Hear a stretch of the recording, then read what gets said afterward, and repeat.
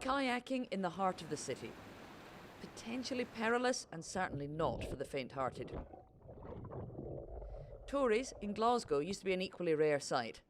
In recent years they've found some political buoyancy in Scotland, launching their manifesto in a nearby waterside warehouse. We need to choose to rebuild Scotland now.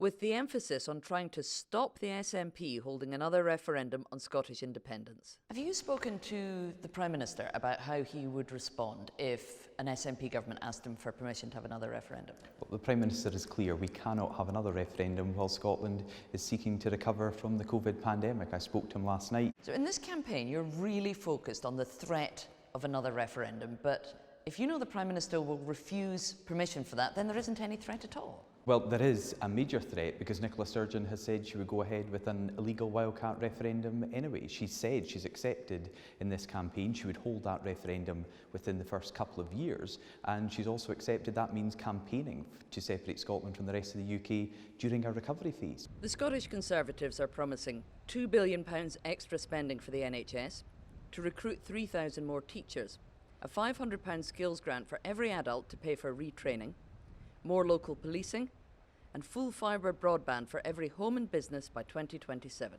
Now, you're currently a Westminster MP, but you're standing in this election to become a member of the Scottish Parliament. Why haven't you stood down from Westminster? Well, 3 of Scotland's 5 First Ministers have acted both as First Minister and also had the dual mandate of MP and MSP. I've always been proud of my roots in Moray. I'm delighted to be the MP for Moray, and I hope to have the opportunity to serve Moray as part of the Highlands and Islands region after the 6th of May. Doesn't sound as though you're really focused on the Scottish Parliament. I'm saying there's opportunities to be a strong voice for Scotland in both parliaments.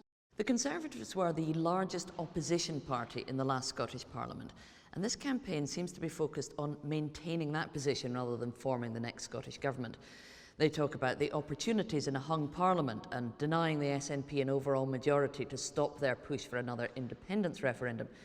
So it sounds as though the Conservatives are in a race for second place with Scottish Labour. Boris Johnson will not come campaigning. He has very low ratings in Scotland. The Tories want to point voters their way as the party that will vigorously defend the United Kingdom without distraction. Sarah Smith, BBC News, Glasgow.